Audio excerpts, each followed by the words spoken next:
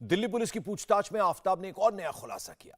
आफताब ने बताया कि उसने श्रद्धा की डेड बॉडी के टुकड़े करने के लिए चाइनीज चॉपर का इस्तेमाल किया था। आफताब ने यह भी बताया कि जिस आरी का इस्तेमाल उसने किया था वो गुरुग्राम में अपने ऑफिस के पास झाड़ियों में फेंकी थी। श्रद्धा का सिर आफताब ने मेहरौली के जंगल में ठिकाने लगाया था। तो ये तमाम जानकारियां उसने दी हैं। तो ये बड़ा खुलासा श्रद्धा मर्डर केस में हुआ है, यानी चाइनीज चॉपर का मर्डर में इस्तेमाल किया गया, यानी जो टुकड़े किए गए उसमें चाइनीज चॉपर का इस्तेमाल किया गया और उसका जो सिर है श्रद्धा का वो उसने मेहरौली के जंगल में फेंका था। तो किस तरह से उसने ये मर्डर और उसके बाद जिस तरह से शरीर के टुकड़े किए उनको कैसे अंजाम दिया, ये उसने अब खुलासा किया है। और वहीं आफताब का नार्को के बाद पोस्ट नार्को टेस्ट भी हो गया है। आज पोस्ट नार्को टेस्ट करीब 1.25 घंटे तक चला। नार्को में आफताब ने साफ साफ कबूल किया कि उसने आरी से श्रद्धा के कई टुकड़े किए। सोर्सेस का कहना है कि आफताब ने नार्को टेस्ट में कई ऐसी बातें बताई जो उसने पॉलीग्राफी टेस्ट में नहीं बताई थी। नार्को टेस्ट में आफताब से कौन कौन से सवाल हुए, आफताब ने क्या क्या उनके जवाब दिए, नार्को टेस्ट के दौरान आफताब बार बार बेहोश क्यों हो रहा था, ऐसे तमाम सवालों के जवाब आपको इस रिपोर्ट में मिलेंगे।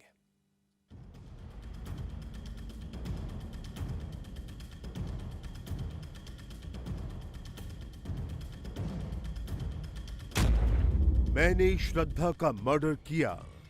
पुलिस इन्वेस्टिगेशन, पॉलीग्राफ और नार्को, इन तीनों में आफताब ने बार बार ये बात कबूल की। लेकिन क्या इतना काफी है? क्या आफताब को फांसी तक पहुंचाने के लिए पूरे सबूत मिल गए? ये सवाल इस वक्त सबसे इंपॉर्टेंट है। श्रद्धा मर्डर केस की पूरी गुत्थी इन्हीं सवालों के बीच उलझी है। श्रद्धा वॉलकर का मर्डर एक वेल प्लान मर्डर है। पुलिस बस इसी थ्योरी को प्रूव करना चाहती है और आफताब यही बात मानने को तैयार नहीं। आफताब पूनावाला शुरू से पुलिस के सामने एक ही बात कह रहा है कि उसने श्रद्धा की हत्या गुस्से में आकर की। तो क्या आफताब अभी भी पुलिस को घुमा रहा है? क्या आफताब ने नार्को को भी चकमा दे दिया? क्या आधी बेहोशी में भी पूरा चौंकन्ना था आफताब? क्या श्रद्धा मर्डर केस में सबसे नया ट्विस्ट आने वाला है? सबसे पहले आफताब के नार्को टेस्ट की डिटेल आपके सामने रखते हैं। सुबह से ही दिल्ली के अंबेडकर अस्पताल पर सबकी नजर थी। आफताब को लेकर तिहाड़ जेल से पुलिस वैन निकली और करीब 8:35 पर अंबेडकर अस्पताल पहुंच गई। सुबह करीब 10 बजे आफताब का नार्को टेस्ट शुरू हुआ। अंबेडकर अस्पताल का ये वही ओटी है जिसके अंदर आफताब का नार्को टेस्ट किया गया। नार्को टेस्ट से पहले आफताब का blood pressure, pulse rate, heart beat और बॉडी टेम्परेचर चेक किया गया।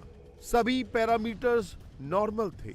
आफताब को उसका कंसेंट फॉर्म दिया गया जिसे टेस्ट से पहले उसने पढ़ा। फिर नार्को टेस्ट की प्रक्रिया शुरू हुई। नार्को टेस्ट में आफताब ने कबूल किया कि गुस्से में आकर उसने श्रद्धा की हत्या की। आफताब ने यह भी माना कि उसने श्रद्धा के मर्डर में कई हथियार इस्तेमाल किए।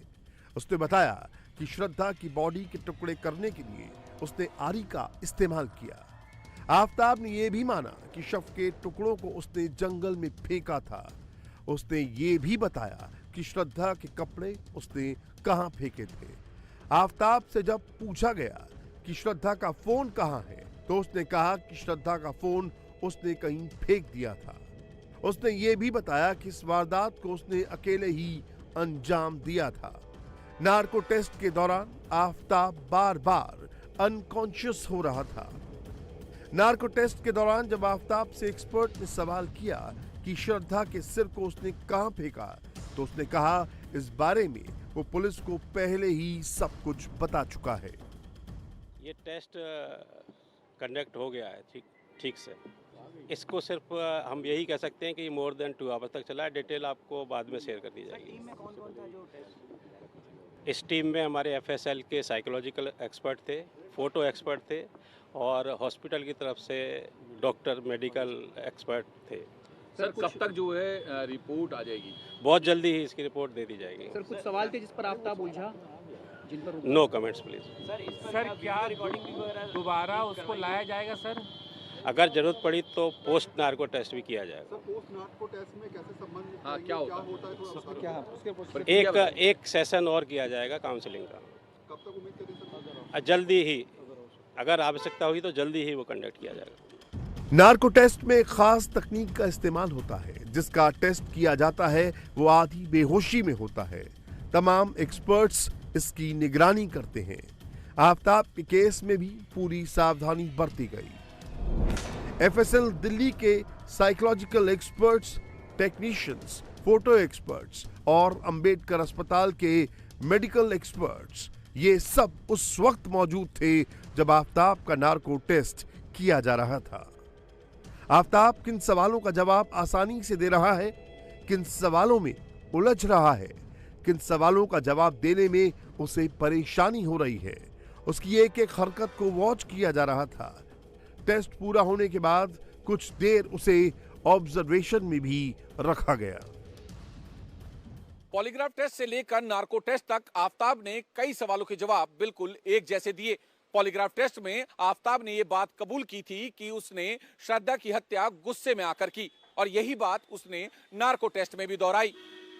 वहीं नार्को टेस्ट के दौरान उसने यह भी खुलासा किया कि उसने श्रद्धा की हत्या कर उसके शव के टुकड़ों को जंगल में ठिकाने लगा दिया था तो उसका मोबाइल कहीं फेंक दिया था। अब नार्को टेस्ट में दिए गए जवाबों के आधार पर दिल्ली पुलिस एक बार फिर सर्च ऑपरेशन चला सकती है। श्रद्धा मर्डर केस में अब तक पुलिस को श्रद्धा के 13 बॉडी पार्ट्स बरामद हो चुके हैं। महरौली के जंगल से चमड़े का एक हिस्सा मिल चुका है जिसकी फॉरेंसिक जांच की जा रही है। आफ्ताब के फ्लैट से ब्लड स्पॉट मिल चुके हैं। पुलिस ने फ्लैट से कुछ कपड़े भी बरामद किए हैं जिसे फॉरेंसिक जांच के लिए भेजा जा चुका है, लेकिन कई सवाल अभी भी अनसुलझे हैं। श्रद्धा का सिर कहां फेंका? श्रद्धा के शव के बाकी हिस्से कहां हैं? श्रद्धा का मोबाइल कहां है? पुलिस के लिए ये अभी भी अबूझ पहेली बनी हुई है। श्रद्धा मर्डर केस में पुलिस के पास आफ्ताब का कबूलनामा है, लेकिन हथियार से लेकर श्रद्धा की हड्डियों की जब तक सीएफएसएल रिपोर्ट नहीं आ जाती तब तक उन्हें ठोस सबूत नहीं माना जा सकता। पुलिस के साथ यही दिक्कत है।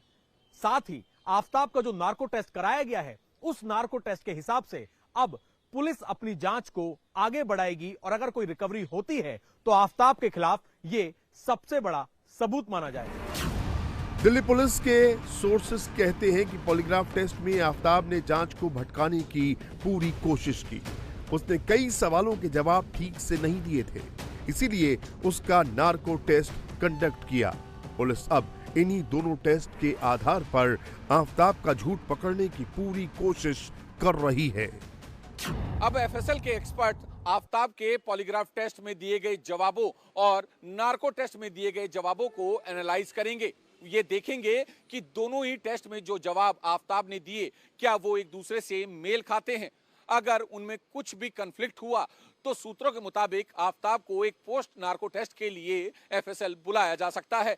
दरअसल पोस्ट नार्को टेस्ट में वही सवाल पूछे जाते हैं जो आफ्ताब से नार्को टेस्ट के दौरान पूछे गए और दोनों ही टेस्ट में अगर जवाब अलग अलग होता है तो आफ्ताब से एफएसएल के एक्सपर्ट्स ये पूछेंगे कि दोनों ही टेस्ट में एक जैसे सवालों के जवाब उसने अलग अलग क्यों दिए। आफ्ताब बेहद शातिर है, ये बात पुलिस अच्छे से समझ चुकी है। उसने श्रद्धा के 35 टुकड़े करके उसे पूरी प्लानिंग के साथ ठिकाने लगाया, लेकिन वो इस मर्डर केस के पीछे हीट ऑफ द मोमेंट वाली थ्योरी गढ़ने की कोशिश कर रहा है। वो बार बार ये प्रूव करने की कोशिश कर रहा है कि उसने आवेश में आकर श्रद्धा का मर्डर किया। ऐसा करके वो फांसी से बचना चाहता है। पुलिस उसकी इसी प्लानिंग को एक्सपोज करना चाहती है। आफ्ताब का अपना जुर्म कबूल करना, पुलिस को पूरा सहयोग करना, विरोध ना करना, पॉलीग्राफ और नार्को टेस्ट करवाने के लिए राजी होना, ये सब वो बातें हैं जो पुलिस को चौंकाती हैं। पुलिस को लगता है कि कहीं ऐसा तो नहीं कि आफ्ताब अभी भी काफी कुछ छिपा रहा है, क्योंकि अभी तक ये प्रूफ नहीं हो पाया है कि श्रद्धा का मर्डर 18 मई को ही हुआ।